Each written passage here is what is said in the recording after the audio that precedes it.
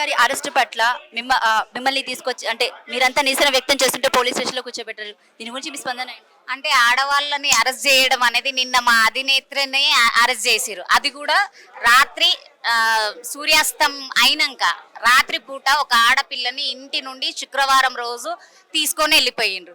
మాకేం కొత్త కాదు కదా, మేమైతే ముందర నుండే ఇవన్నీ కాదు. కానీ ఏంది అని అంటే ఆడవాళ్ళ విషయానికి వస్తే మోడీ గారు బేటీ బచావ్ బేటీ పడావ్ అని అంటాడు. అవన్నీ ఉట్టి మాటలు. ఎందుకనంటే మోడీ గారికి ఆడపిల్ల విలువ తెలియదు. బిడ్డే కన్ని పెంచితే ఆ బిడ్డ విలువ తెలిసేది, అది మోడీ గారికి తెలియదు. నిన్న శుక్రవారం పూట ఒక ఆడపిల్ల మనసు బాధ పెట్టిండు మోడీ గారు. అది ఖచ్చితంగా బీజేపీ పార్టీకి కాంగ్రెస్ వాళ్లకు శాపంగా మారుతుంది. అది ఖచ్చితంగా అనగదో మొత్తం యావత్ తెలంగాణ ఆడబిడ్డలు కవితక్కెంబడి ఉన్నారు. ఖచ్చితంగా వాళ్ళకు శాపమే. ఎందుకంటే ఒక ఆడపిల్లని శుక్రవారం పూట సగం రాత్రి పూట తీసుకొని వెళ్ళిండ్రు. జస్ట్ వచ్చి ఏదో చేస్తారని చెప్పేసి చెక్ చేస్తారని చెప్పేసి, అది కాకుండా అంత హడావుడిగా ఇమ్మీడియట్లీ అరెస్ట్ చేసిరు. ఇక్కడ మోడీ వచ్చిండు. ప్లస్ ఇంకోటి ఇక్కడ స్టేట్ ఇద్దరు బైజాన్లు కదా, రేవంత్ రెడ్డి వచ్చేసి గవర్నర్ దగ్గర కూర్చున్నాడు. అంటే ఇద్దరు కుమ్మక్కయ్యే కదా, ఒక ఆడబిడ్డను అన్యాయం చేద్దాం అనుకున్నారు. అన్యాయం చేస్తే అన్యాయం అయిపోయే రకం కాదు. అయినా కానీ ఎంత తేజస్వంగా ఎంత ధైర్యంగా మాకు ధైర్యం చెప్పి మరి బయలుదేరింది. ఝాన్సీ రుద్రమబాయి లాగా మళ్ళీ వెంట తిరిగేసి వస్తుంది. వాళ్ళకు ఇంకోటి ఏందనంటే ఆడపిల్లని ఎదుర్కొనే ధైర్యం లేక ఇవన్నీ చిల్లర రాజకీయం చేస్తున్నారు. బీఆర్ఎస్ ప్రభుత్వాన్ని అనగదొక్కాలని, కేసీఆర్ గారిని భయభ్రాంతాలకు గురి చేయాలని ఆ ఉద్యమం నుండి పుట్టిన ఫ్యామిలీ అది. ఎప్పుడు భయపడదు, వెనుకకు జరగదు.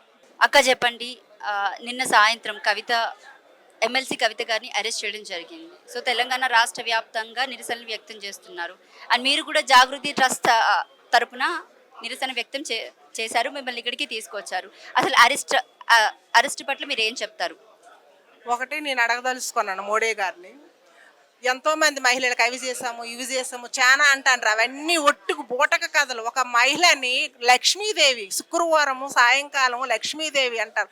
కనీసం పగలు ప్రతీకారాలు ఎలాగున్నాయి, కానీ ఒక మహిళగా ఆ రాత్రి టైంలో ఆమెను తీసుకెళ్తుంటే ఉన్నపట్టి మహిళలు ఎలా బెంబర్లెత్తి ఎలా గడ్లెత్తుతారు, ప్రజల్లో ఒక గుబులుపోటు పుట్టించి ఆమె చేసింది ఏంటని నాకు అదే చాలా నిన్నటి నుంచి బాధాకరమైనది. ఈ మాట ఇవి మీ తరపున నుంచి అడగవలసిస్తున్నా. ఇప్పుడు మా నాట మహిళలు ఇంట్లో నుంచి బయటకు వచ్చాము అంటే ఆమె ఇచ్చిన ధైర్యంతో మేము వచ్చాము.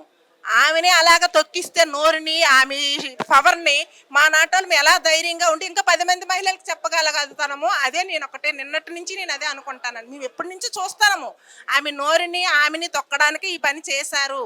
ఆమె లోపల ఉంటే మా ఆట ఆరాసకాయలల్లా మేము బాగా అవుతాయని అనుకుంటున్నాడు. కానీ ఇది చాలా అరాచకం, ఇది చాలా అన్యాయం అని నేను చెప్తాను. మహిళలకు అందరికీ చెప్తాను, ధైర్యంగా ఉంటుంది. ఆమె మాకు ధైర్యం చెప్పింది, ఆమె స్ఫూర్తిని మేము ఈరోజు బయటకు వచ్చాము అని. ఇది చాలా అన్యాయము. మేము ఈ ఉద్యమాలు సాగుతాయి. ఆమె బయటకు వచ్చినంత వరకు మా పోరాటము ఆగదు. నిన్న 5:20 కవితక్క గారిని అక్రమంగా అరెస్ట్ చేసి మరి ఇది ఢిల్లీ పంపడం జరిగింది. ఇదంతా స్టంట్ ఎందుకంటే నిన్న మోడీ గారు ఇక్కడ ఎప్పుడైతే మోడీ వస్తాడో ఆ వెనకాల ఈడీ వస్తుంది.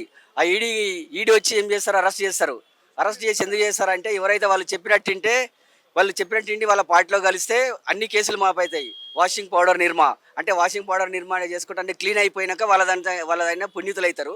వాళ్ళు చేయకుంటేనేమో దోషులు అవుతారు.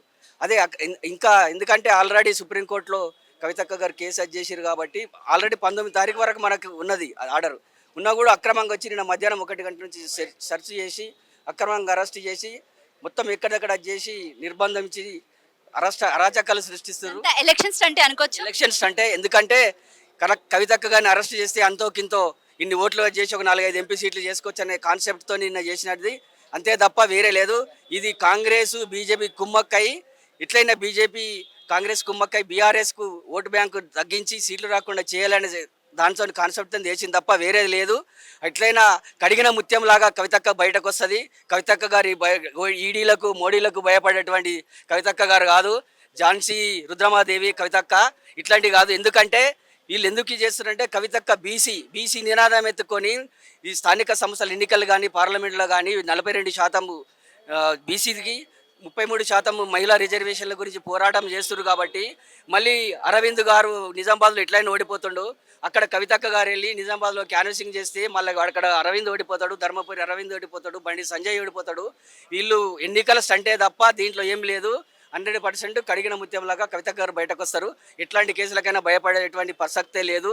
కవితక్క గారిని ఇట్లే నిర్బంధించి అరెస్ట్ చేస్తే తెలంగాణ అగ్నిగుండంగా మారుతుంది, జాగ్రత్త. ఎందుకంటే ఇది మోడీ గారికి అట్లే రేవంత్ రెడ్డి కూడా ఓటుకు నోటు దొంగ రేవంత్ రెడ్డి. ఎందుకంటే ఈ దొంగను లోపలేస్తారనే దాంతో ఈ బీజేపీతో కుమ్మక్కై కవితక్క గారి మీద ఈ అబండాలు మోపి చేస్తున్నారు. ఇది ఎట్టి పరిస్థితుల్లో సహించేది లేదు.